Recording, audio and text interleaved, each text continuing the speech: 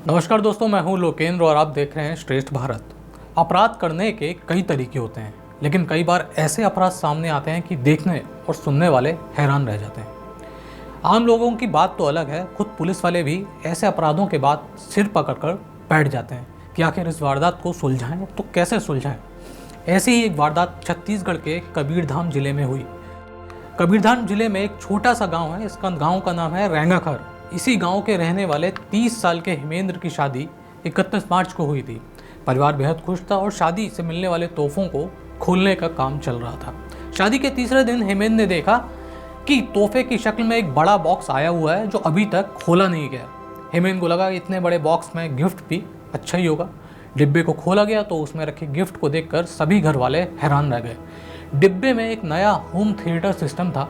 हालांकि गिफ्ट करने वाले ने अपना नाम नहीं लिखा था, ये थोड़ा हैरान कर देने वाला था। परिवार को लगा कि शायद ये गिफ्ट जल्दबाजी में दिया गया है और जिसने भी गिफ्ट दिया है वो अपना नाम लिखना भूल गया है।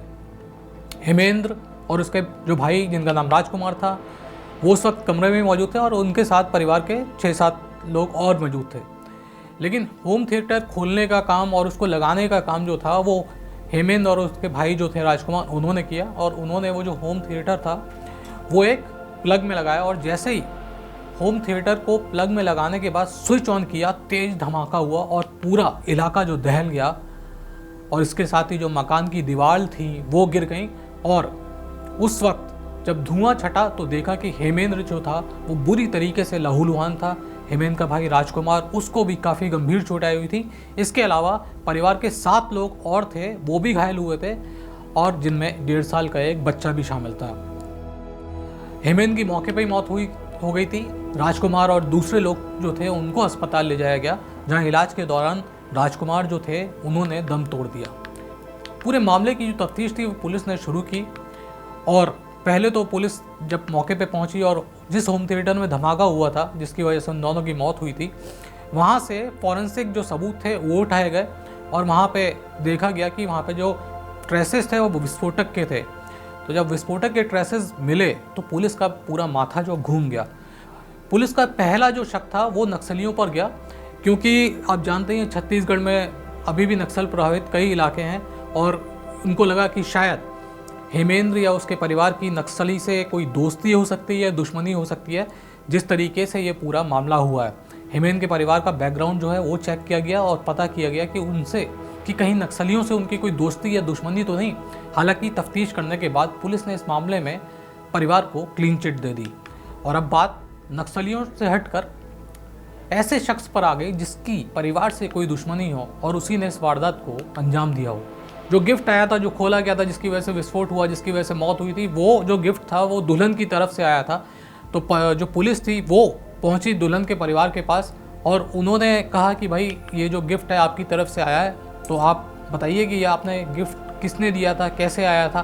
तो दुल्हन के परिवार ने बोला कि हमने जो दहेज था उसमें जितनी भी चीज़ें दी थी उसमें ये जो होम थिएटर है वो शामिल नहीं था। और एक पूरी लिस्ट जो थी दुल्हन के घर वालों ने पुलिस के सामने रख दी और पुलिस ने जब वो लिस्ट चेक करी तो उसमें भी होम थिएटर शामिल नहीं था। अब सवाल ये था पुलिस के सामने कि आखिर हेमेंद्र को मारने से किसका फ़ायदा होगा। दुल्हन के बारे में और उसके परिवार के बारे में तफ्तीश की गई।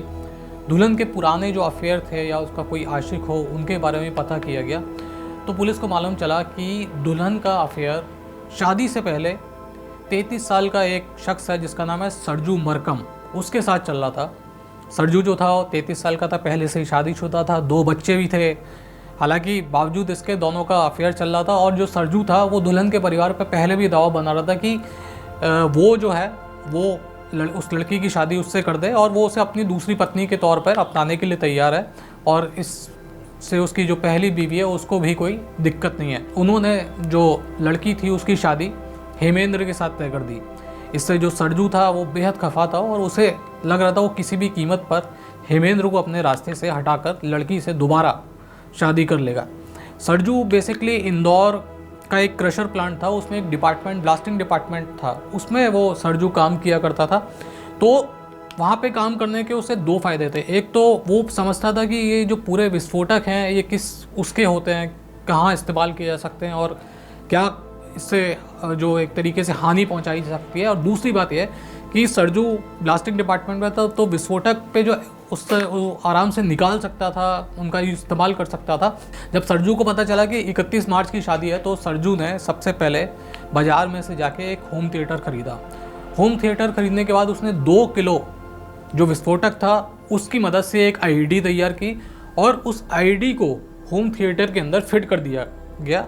और उसने इस तरीके से उस आईडी को फिट किया कि जैसे ही करंट आएगा, जैसे ही होम थिएटर का जो प्लग है वो बोर्ड में लगाया जाएगा, वैसे ही तुरंत ऑन करते ही जो है वो विस्फोट हो जाएगा। और हुआ भी ऐसा ही कि जैसे ही हेमेंद्र और उसके जो भाई थे राजकुमार, उन्होंने वो जो होम थिएटर का स्विच बिजली के बोर्ड में लगाया और जैसे ही स्विच ऑन किया, वैसे ही तुरंत जो था विस्फोट हुआ। और इस पूरे विस्फोट में राजकुमार और जो सरजू थे, राजकुमार और माफ़ कीजिएगा जो हेमेंद्र थे, वो मारे गए। सरजू को पुलिस ने करीबन जो जहाँ पे वारदात हुई थी उससे 100 किलोमीटर दूर मध्य प्रदेश के बालाघाट से पुलिस ने गिरफ्तार किया। और पुलिस ने जब उससे तफ्तीश की तो उसने अपना जुर्म भी जो था वो कबूल कर लिया। इससे पहले हम लोग आगे बढ़े, मैं आपको बताता जाऊँ इस तरीके के कई सारे जो पार्सल बम से जो किसी का मर्डर करने की वारदात है वो इंडिया में भी हो चुकी है। और ख़ास तौर पे जो फॉरेन जो कंट्रीज़ हैं वहाँ पे तो बहुत ज़्यादा हुई हैं। लेकिन इंडिया में जो 2 वारदात हुई हैं, एक मध्य प्रदेश के सागर में हुई थी जहाँ पे भी पार्सल बम का इस्तेमाल किया गया था, और जो दूसरी वारदात हुई थी वो ओडिशा में हुई थी, यहाँ पर भी जो पार्सल बम था उसका इस्तेमाल किया गया था। तो फिलहाल इस खबर में इतना ही। और खबरों के लिए देखते रहिए श्रेष्ठ भारत।